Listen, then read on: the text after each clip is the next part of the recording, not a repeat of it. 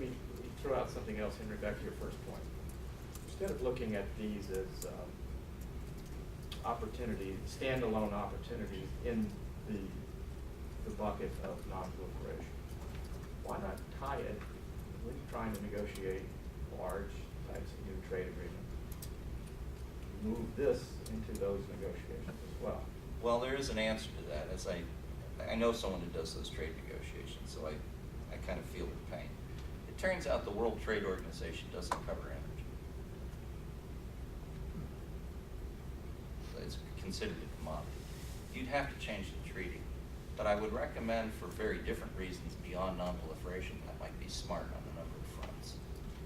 Because more and more energy no longer is simply the brute force of fuel burning and oil and water boiling, but lots of switches and grids and lots of things like batteries. So you might want to start looking harder at how we're going to treat advanced energy management trade. And I think it really better be covered by the World Trade Organization. Perhaps it is, but you better check.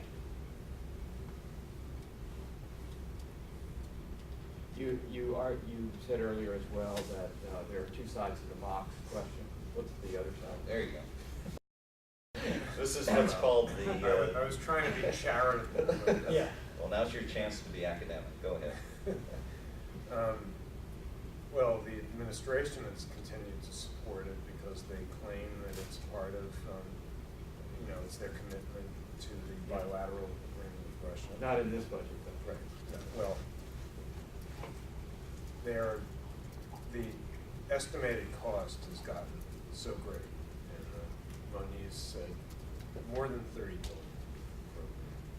and that may not even include decommissioning costs. So even the most avid supporters have started to shake. But there's still the determination that to try to make this work in some quarters. So, A lot of jobs. but our assessment over Right. the years is Thank you. very Thank you. good. Yeah. Well, it shouldn't be Mox based is a on a disaster. jobs bill. It's not a jobs bill. No. Yeah, thanks for being here. Right. And it's, thank you. Thank you. We think that the support of Mox over these years has been very counterproductive to the very idea, the very reasons why it was started in the first place. It was supposed to be a way to convince Russia to take their stockpiles of unsecured plutonium and make them more secure. And instead, we have this multi-$10 billion jobs program here. Russia's gone off and done whatever it wanted to do anyway, built a fast reactor to use plutonium. No one is watching as they manufacture the fuel in their facilities. God knows how much is sticking in the pipes like we talked about. And it's going to go into a fast reactor, which they could use to produce even more plutonium. Quite an example, moreover. So, They're doing it. Shouldn't the whole world be doing Japan So, says, it? Japan plans to do it. Yeah. and even worse because of the cost of the MOX program here to try to get commercial industry more involved. The Nuclear Regulatory Commission has supported weakening our own security standards on plutonium. So just to make this program work, it was supposed to be all about strengthening security. We've undermined that just to try to make it work. So it's been very counterproductive. Now, I understand that the word plutonium may be on the Nuclear Security Summit agenda, but when you consider who's most likely going to be there, this is a very awkward topic, because many of the people who benefit from these programs are going to be at the summit. Now, in a related point, I think it's related, it's my understanding Japan has announced that it's going to rid itself of Yes. hidden, or its About, older stock. about 300 kilograms. 331. 31, right, that we have. That we gave them. Right. And it is very high, Very, almost weapons grade. almost material. weapons grade material. Yes, That's and only- bricks too, right. That's a It's fraction. only a small fraction of what they have Yeah. in Japan. But what's interesting But you're is... making the suggestion, Yeah. you're saying weapons grade, but plutonium is kind of plutonium, and that might be a little bit better plutonium, but Right. plutonium By the way, still be used. starting with that is a good start. The question is, what is the implication if you take that away? Shouldn't you be raising questions with regard to everything else. And instead of encouraging them to continue that program, shouldn't we be arguing, for gosh sakes, stand that thing down, let's do what we can to help you do that. Let's make it easier for us to negotiate, therefore, with South Korea not to begin. And let's lean on the Chinese and say, for God's sakes, don't buy a carbon copy of this facility, because that's what they're planning to do. Let's at least cap the chaos. Let's not just let it be wild, wild west. I'm gonna write that one down. Okay, that's a fine. good Yeah. Where's a reporter in the audience? I have to run upstairs, I'll be back momentarily. Great, thank you. All right, now we did have 2 hired kibitzers. You want to go first? Yeah, sure You can. may want to be brief, because if you get done. I can be brief. And you get done, they may not even be here anymore. Okay. Okay. Yeah, I'll be brief. Okay. Yeah, just to try and simplify things a little bit, my academic field is actually particle physics, which is the statistics. The statistics in these material accountancy measurements, it really is how accurate you can actually know something. And it's actually really simple. On a reprocessing plant, they say the uncertainty is 1%. So you can actually, whatever the diversion is, a 1% measurement said it's going to be 1% higher or lower than whatever the actual amount is that's diverted. In the Thorpe plant that Ed mentioned, it was actually 22 metric tons of uranium that was missing and 160 kilograms of plutonium that was missing in 8 months, which is way in excess of just 1% or 3%. It's an extraordinary amount of material that can be used to produce lots of nuclear weapons. In the case in Japan, there was a reprocessing facility in Tokai between 1977 and 2003. There were 206 kilograms of plutonium that was missing. That was 3% of the total throughput from 1977 to 2003. So forget about just 1% measurements on reprocessing. The question is, why was so much of this material not accounted for? And I understand when the IEA makes a public statement, it says 1% is the typical measurement uncertainty. That's actually the best you can do. I actually interpret that as the ideal best case scenario for how well you can actually measure these things. Then there's other political and human factors that can actually expand the amount of limitations. So whatever the technical facts are, that is actually the best you can do, and then there's political and human factors that actually make it more complicated. So I think sometimes it's a possibility that the 1% measurements are actually higher than 1%, that people don't really know how to use the equipment sometimes, or that they just didn't take enough measurements. And that could possibly explain why there was so much material that went missing for so long. So I think just to be short about it is that I actually interpret as a physicist that the technical numerical uncertainties are the best that you can do, but then in the real world there's actually more factors that complicate and expand the limitations that you can, how well you can actually count. They used to have a program in the 50s and 60s called People Are Funny. Right. That's And apparently Yeah. they get in the way. that's true. Okay. Last but not least. Good afternoon, I'm Matthew Kinsey, I work at the Natural Resources Defense Council. Tom Cochran is my colleague.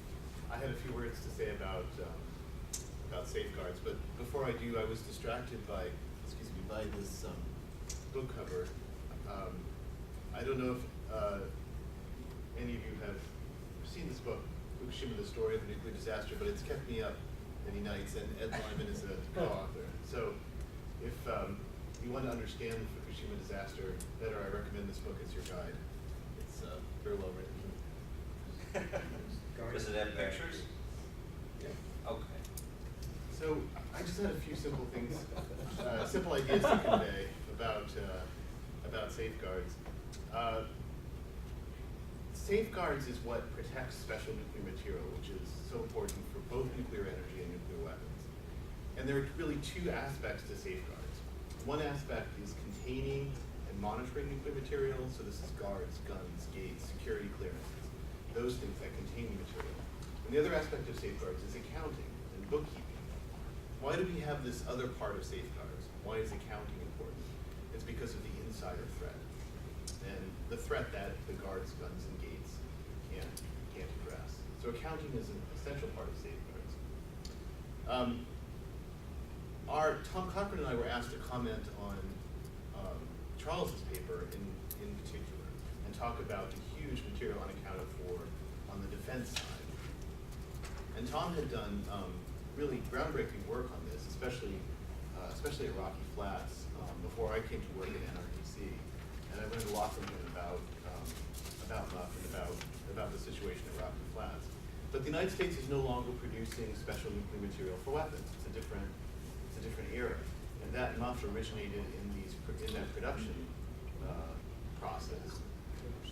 Where today our special nuclear material is plutonium being manipulated within the Department of Energy complex, it's at the Pantex plant in Texas, where weapons are being disassembled.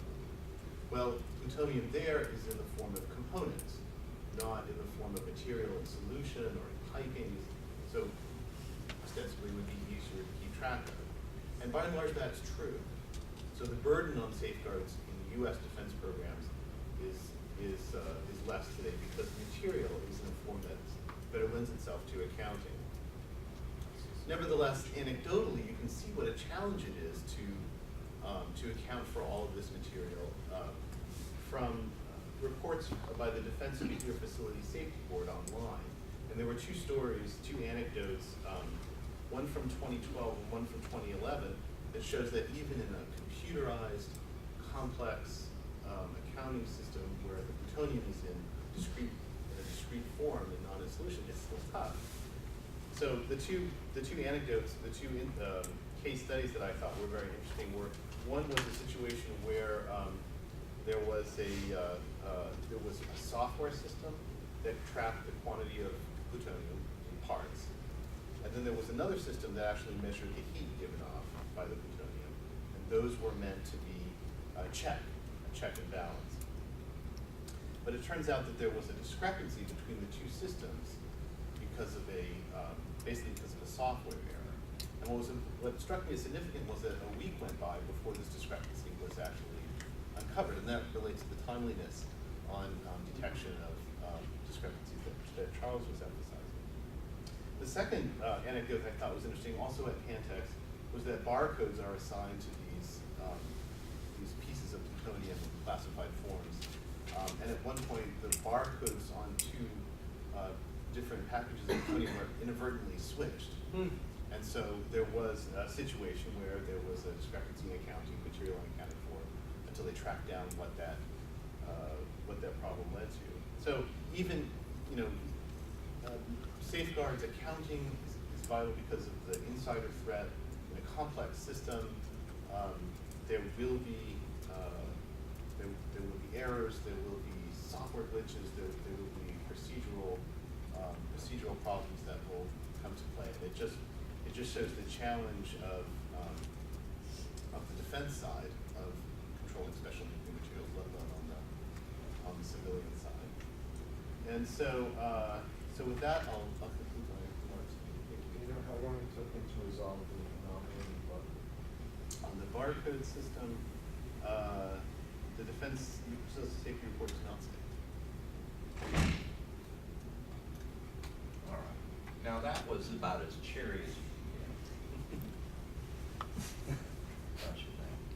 Now you can see there's a delta in this discussion that puts what is being discussed generally in nuclear security conclaves somewhere else. Because the nuclear security effort, I think, is focused on arguably something that's more urgent. In other words, where is stuff? How do we secure it? But I think what they say, you have to learn how to walk and chew gum. Right. There's not been much gum chewing, a lot of walking. And I think, the point of this study is to put some historical faces on what we need to chew on. Because in the end, if you don't start turning things off with regard to increasing the uncertainties that we know about, this will become totally unmanageable no matter how many gates, guns, and cards you get. And so, in the long run, this isn't urgent, but I would argue it's pretty darn important. You know? Now, that said, we've been doing all the talking. You've been doing all the sitting. Any comments, questions for the panel? Yes. This is more on the known knowns. I followed the entirety of the Blue Ribbon Commission because my life is very bleak. Which blue ribbon they Yeah. Right, the most That recent doesn't limit one. it. Yes, I was in high school when that limit. No. And the results, as you're all familiar, are rather But which not, blue? not conclude. The The nuclear waste one. 2010, and so Yes. Blue Ribbon Commission on America's nuclear waste. Yeah, management. Kevin, Not everybody knows which one you're talking about. Now they yeah, do. no Okay. problem. Yeah. Okay. Yeah, I was being, yeah, I was. Results inclusive. I was thinking, absence of having a waste disposition strategy, does that have any implications for nuclear security? That's basically. I'm gonna defer first to this guy, because he's Mr. Waste.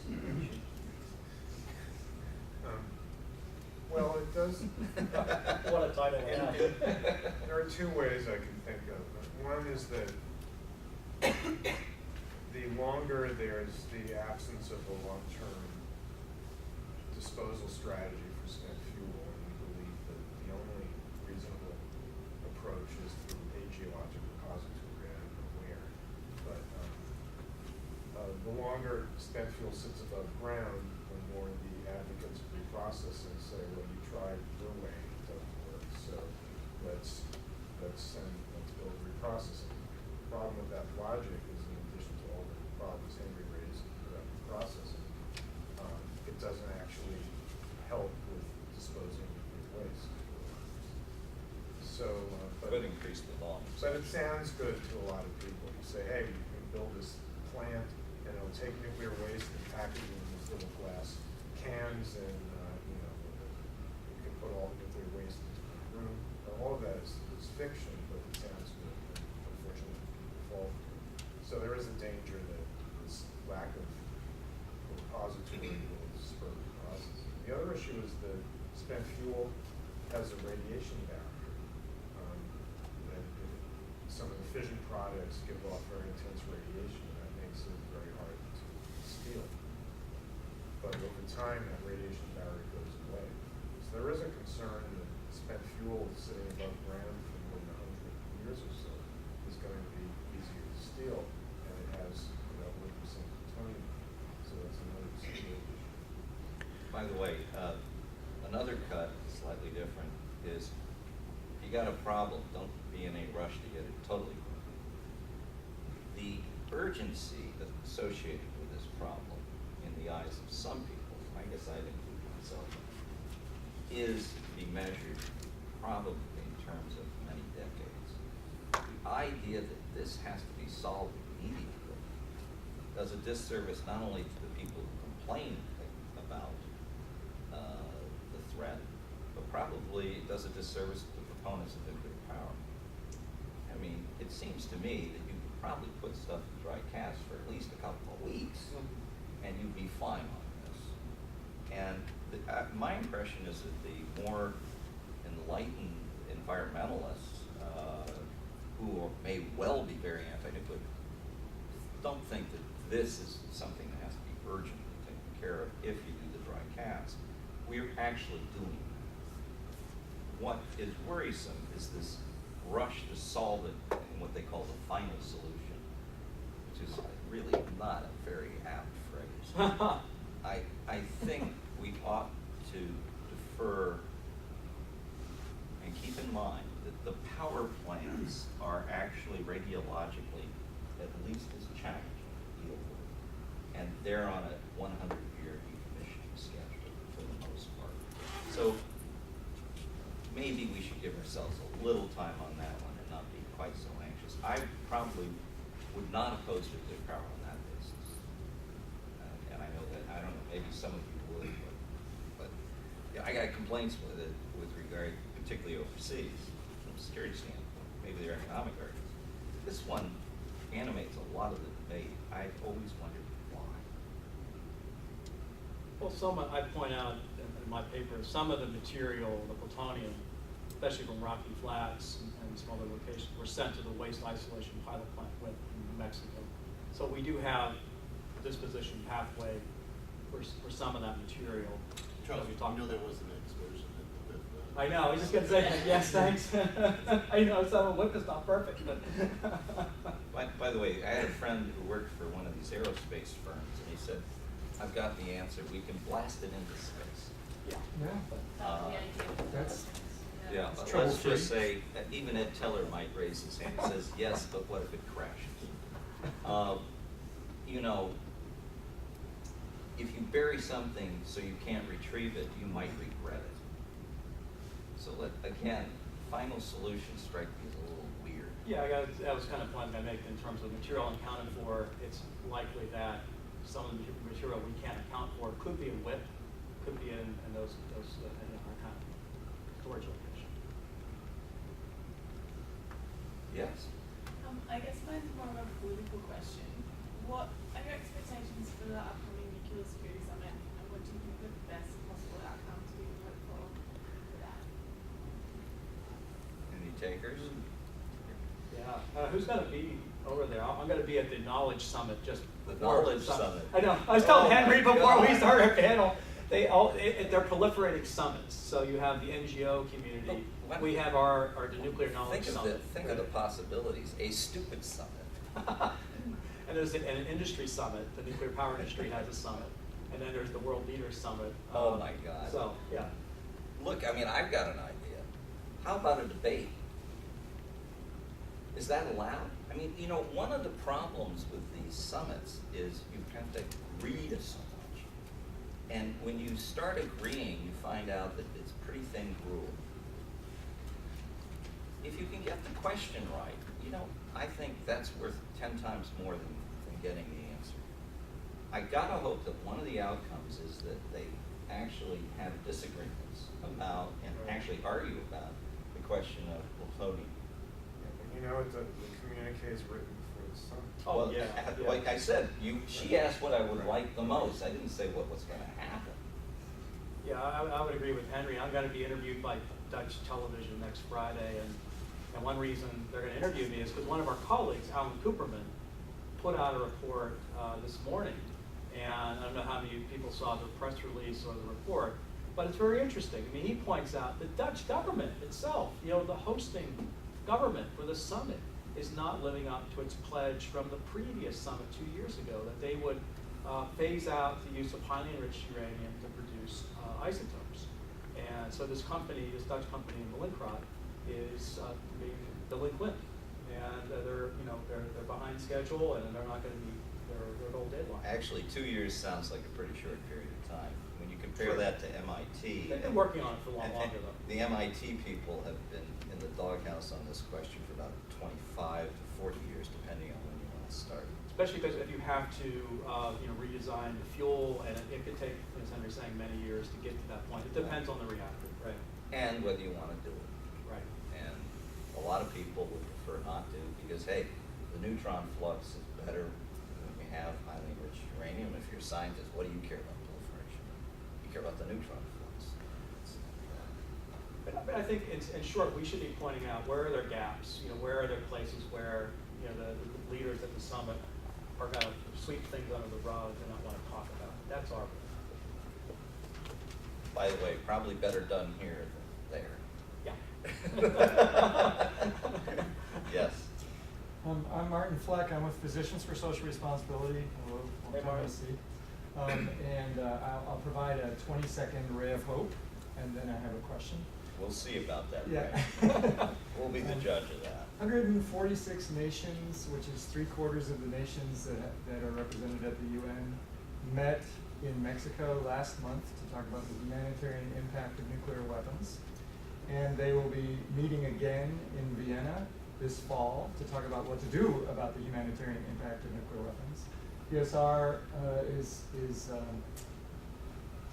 we're happy that this is happening, and if people are curious about it, we're working with the Arms Control Association, we're gonna do an event on March 31st. But there's a question. And I'll hand Okay, these out But on the way is out. there a question? The question is about the NUMAC affair. Yes. Of course there's a question.